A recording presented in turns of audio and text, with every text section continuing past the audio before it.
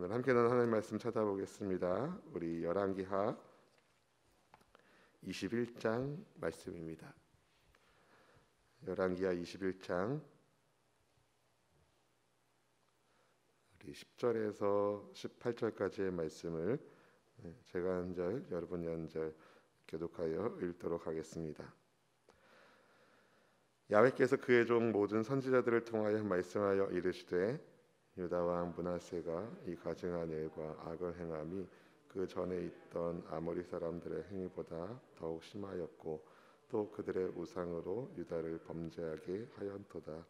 그러므로 이스라엘의 하나님 야훼가 말하노니 내가 이제 예루살렘과 유다의 재앙을 내리리니 듣는 자마다 두 귀가 울리리라. 내가 사마리아를 잰 줄과 아합의 집을 다림 보던 줄을 예루살렘에 베풀고 또 사람이 그릇을 씻어 엎음같이 예루살렘을 씻어 버릴지라. 내가 나의 기업에서 남은 자들을 버려 그들의 원수의 손에 넘긴즉 그들이 모든 원수에게 노략거리와 겁탈거리가 되리니 이는 애굽에서 나온 그의 조상 때부터 오늘까지 내가 보기에 악을 행하여 나의 진노를 일으켰음이니라 하셨더라. 므낫세가 유다에게 범죄하게 하여 야훼께서 보시기에 악을 행한 것 외에도 또 무죄한 자의 피를 심히 많이 흘려 예루살렘 이 끝에서 저 끝까지 가득하게 하였더라. 므낫세의 남은 서적과 그가 행한 모든 일과 범한 죄는 유대 왕 역대지략에 기록되지 아니하였느냐. 함께 읽으실까요? 므낫세가 그의 조상들과 함께 잠에 그의 궁궐 동산 곧 우사의 동산에 장사되고 그의 아들 아몬이 대신하여 왕이 되니라. 아멘. 아멘. 할렐루야. 우리 하나님 믿는 믿음으로 오늘도 예수님과 함께하는 여러분의 복된 삶이 되시기를 주님의 이름으로 축복합니다. 아버지 히스기야가 하나님을 경외하는 왕이었고 또 히스기야가 병고침을 받고 3년 뒤에 하나님께서 선물로 주신 므낫세가 12살이 됐을 때에 왕위에 오릅니다. 당연히 하나님을 경외하는 왕이 되어야 함인데 므낫세는 이상하게도 우상의 길로 빠지게 됩니다. 아마 히스기야가 조금이라도 젊었으면 괜찮았을까? 그런 생각도 혹시 들지도 모르겠는데요. 하나님께서 아빠의 생명을 연장시켜 주셔서 너를 태어나게 하셨다. 뭐 이런 얘기들을 므낫세가 분명히 들었을 것입니다. 그런데도 므낫세는 아버지 히스기야처럼 다윗의 길이 아니라 우상의 길로 행합니다. 하나님께서 므낫세의 그 악함을 보시고 선지자들을 보내셔서 말씀하셨어요. 본문의 10절 말씀이 그렇게 시작하죠. 10절 말씀 같이 읽어보실까요? 야훼께서 그의 종 모든 선지자들을 통하여 말씀하여 이르시되. 하나님께서 그냥 간과하신 것이 아니라 선지자들을 보내셔서 므낫세로 하여금 깨닫게 하십니다. 본문의 11절 말씀은 이렇게 이야기합니다. 11절 말씀도 읽어봅니다. 유다 왕 므낫세가 이 가증한 일과 악을 행함이 그 전에 있던 아모리 사람들의 행위보다 더욱 심하였고 또 그들의 우상으로 유다를 범죄하게 하였도다. 자기만 우상 숭배 길에 간 것이 아니라 자기와 더불어 유다의 사람들이 같이 우상을 숭배하는 죄를 짓게 했습니다. 하나님께서 선지자를 통하여 죄를 깨닫게 하셨을 때에 므낫세가 회개하고 뜻을 돌이켜서 하나님을 경외하는 인생으로 삶을 바꿨다면 아마 역사는 달라졌을 것입니다. 그리고 여러분, 하나님께서 히스기야에게 하신 말씀이 있잖아요. 네 때는 평안히 있을 것이다. 그럼 히스기야 다음 때는 어떻게 된다는 거예요? 굉장히 어려운 시기를 보낼 거라는 것을 충분히 예상할 수가 있습니다. 그런데 자식 교육을 좀 실패한 것 같아요. 하나님께서 자기 때에는 평안을 주시지만 그 다음 때는 장담할 수 없으면 더 하나님 앞에 기도하면서 므낫세로 하여금 어떻게 해서든 하나님을 경외하는 왕이 될 수 있도록 그렇게 가르치고 또 하나님 만나는 체험할 수 있도록 도와주었어야 되는데 그 일을 실패한 것입니다. 결국 우상을 숭배하면서 자기만 죄를 지을 뿐만 아니라 그 우상으로, 이방의 우상으로 유다 전체를 범죄하게 만들었습니다.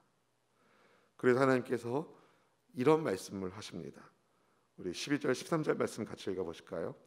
그러므로 이스라엘 하나님 야훼가 말하노니 내가 이제 예루살렘과 유다에 재앙을 내리리니 듣는 자마다 두 귀가 올리리라. 내가 사마리아를 잰 줄과 아합의 집을 다림 보던 추를 예루살렘에 베풀고 또 사람이 그릇을 씻어 엎음같이 예루살렘을 씻어 버릴지라.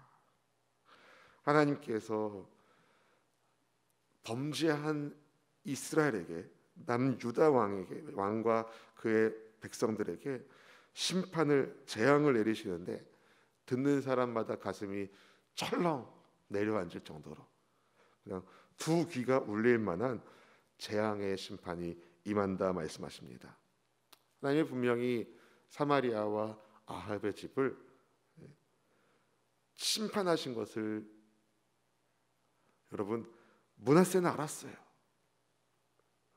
그런데 하나님의 줄과 추로 사마리아와 아합의 궁을 하나님이 탁 재보신 다음에 심판하셨는데 그것을 보고선도 교훈을 얻지 못하고 그것을 알면서도 역사를 통해서 교훈을 얻지 못하고 계속 우상 숭배의 길에 므낫세가 나아갔던 것이죠. 그래서 하나님이 그 심판의 추와 줄을 이제는 예루살렘에 대시겠다는 겁니다. 그래서 예루살렘을 그릇이 씻어서 엎어놓는 것처럼 예루살렘을 엎으시겠다는 말씀을 하셔요.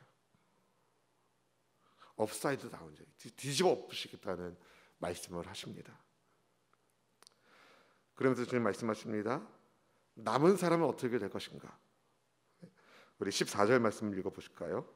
내가 나의 기업에서 남은 자들을 버려 그들의 원수의 손에 넘긴즉 그들이 모두 원수에게 노략거리와 겁탈거리가 되리니.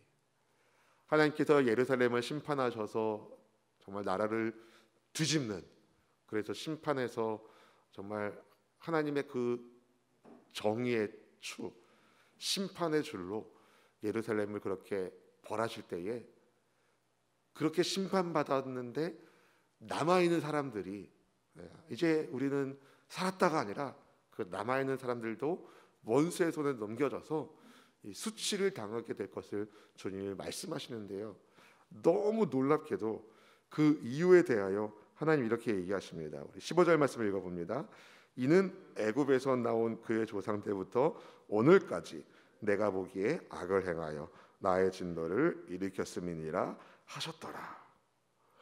이런 하나님께서 이렇게 진노하시면서 예루살렘을 심판하시는 이유는 출애굽했을 때부터 므낫세 시대에 이르기까지 이스라엘 백성들이 악을 행하여 진노를 일으켰기 때문입니다. 자꾸 우상을 숭배하는 일을 행하니까. 이게 어느 한 대의 특징이 아니라 출애굽 이후로부터 예루살렘 이스라엘을 백성들을 설명하는 단어가 있다면 그것은 하나님을 떠나 우상을 숭배하는 것이었습니다. 그런데 유다의 백성들 므낫세는요, 이 역사를 보면서도 교훈을 얻지 못한 것이죠. 그럼 여러분, 하나님이 지금의 때를 보시면 뭐라고 얘기하실까요? 지금 우리 시대에는 우상이 없습니까? 지금 우리 시대의 사람들은 우상을 숭배하고 있지 않나요? 여러분, 하나님 보시기에 악을 행하는 것, 그것이 어떻게 보면 우리 시대에도 하나님께서 그렇게 평가하지 않으실까요? 사실 우리랑 므낫세랑 그렇게 다른 사람이 아닙니다. 그런데 놀랍게도 이 사망의 권세에 묶여 있었던 우리를 건져주시기 위하여 하늘에서 구원자가 오셨어요. 그분께서 메시아로서 예수님께서 십자가 위에서 죽으시고 부활하심으로 여러분 우상의 나라가 아닌 하나님 나라를 섬길 수 있도록 우리에게 구원의 길을 열어주셨음을 믿습니다. 그래서 우리는요 날마다 예수님을 인정하고 예수님과 동행해야 됩니다. 그렇지 않으면 누구든 우상 숭배 죄에 넘어질 수 있기 때문에 그렇습니다. 그렇게 우상을 숭배하는, 그러니까 하나님의 말씀을 우습게 여기고 하나님을 경외하지 않는 므낫세는요 무지한 사람의 피도 많이 흘려요. 본문의 16절 말씀 읽어보실까요? 므낫세가 유다에게 범죄하게 하여 야훼께서 보시기에 악을 행한 것 외에도 또 무죄한 자의 피를 심히 많이 흘려 예루살렘 이 끝에서 저 끝까지 가득하게 하였더라. 여러분 우상 숭배자의 특징이 뭔지 아십니까? 피 흘리게 하는 겁니다. 므낫세가요 우상에게 자기 아들들을 불살라 바쳤어요. 그리고 예루살렘에서 이 끝에서 저 끝까지 무지한 사람의 피를 많이 쏟게 했어요. 왜 그렇습니까, 여러분? 하나님을 경외하면 하나님이 중하게 생각하시는 생명을 소중히 여겨요. 그런데 하나님을 무시하고 하나님의 말씀을 믿지 않고 하나님의 말씀에 순종하지 않는 우상 숭배자는요 하나님이 소중히 여기시는 생명을 우습게 여기는 거죠. 그래서 므낫세는요 엄청난 피를 많이 흘렸어요. 그 모든 것들이 여러분 기록에 남았다라고 얘기합니다. 17절 말씀 읽어보실까요? 므낫세의 남은 사적과 그가 행한 모든 일과 범한 죄는 유다 왕 역대제략에 기록되지 아니하였느냐. 여러분 므낫세가 이 땅을 살면서 남긴 흔적은 무엇입니까? 하나님을 경외하지 않은 흔적, 죄의 흔적, 우상 숭배의 흔적, 사람들의 피를 무죄한 사람들의 피를 많이 흘린 흔적. 우상을 숭배하는 등 하나님을 경히 여기던 므낫세는 하나님이 소중히 생각하시는 생명을 우습게 여기고 피를 많이 흘렸는데요. 저는 말씀을 묵상하면서 지금의 시대, 지금의 시국이 눈에 밟히더라고요. 여러분 생명 존중 사상의 출발은 하나님을 경외하는 것에서부터 시작하는 것입니다. 여러분 하나님을 경외하는 사람이 하나님이 소중히 여기시는 사람을 소중히 여겨요. 하나님이 무죄한 자의 피를 흘리지 말 것을 말씀하셨습니다. 지금 코로나19 시대가 사실은 생명 존중 사상을 보여줄 수 있는 아주 중요한 시기 아닙니까? 지금 우리는 이웃의 생명을 보호하기 위해서 여러분 나라에서 그렇게 하라고 해서가 아닙니다. 여러분 이웃의 생명을 보호하기 위해서 우리가 비대면으로 온라인으로 예배하고 영상을 찍고 더 열심히 하나님 앞에 기도하고 있는 것이라고 저는 생각합니다. 사랑하는 성도 여러분, 지금의 코로나19 시대에 교회들을 통해서 생명 존중 사상에 하나님을 경외하는 믿음의 흐름들이 여러분 나타나야 돼요. 할렐루야. 여러분 생활 방역에 힘쓰시면서 여러분의 이웃들의 생명을 지키면서 하나님을 사랑하는 마음으로 이웃을 사랑하는 것, 그것이 오늘날 우리에게 주신 또 다른 주님의 사명 아니겠습니까? 이 땅 가운데 우리가 살아가면서 어떤 흔적을 남기시겠습니까? 어제 우리 수요 제자반에서 같이 제자반 교육을 온라인으로 하면서 그런 얘기를 했는데요. 여러분 사람은 죽으면 뭘 남기죠?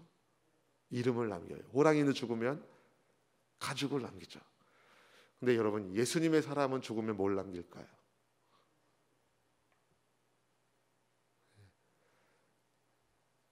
이야기를 남겨요. 예수님 이야기를 남겨요. 여러분, 므낫세는요 그의 죽음을 통해서 무슨 이야기를 우리에게 남깁니까? 우상 숭배자의 말로를 우리가 봅니다.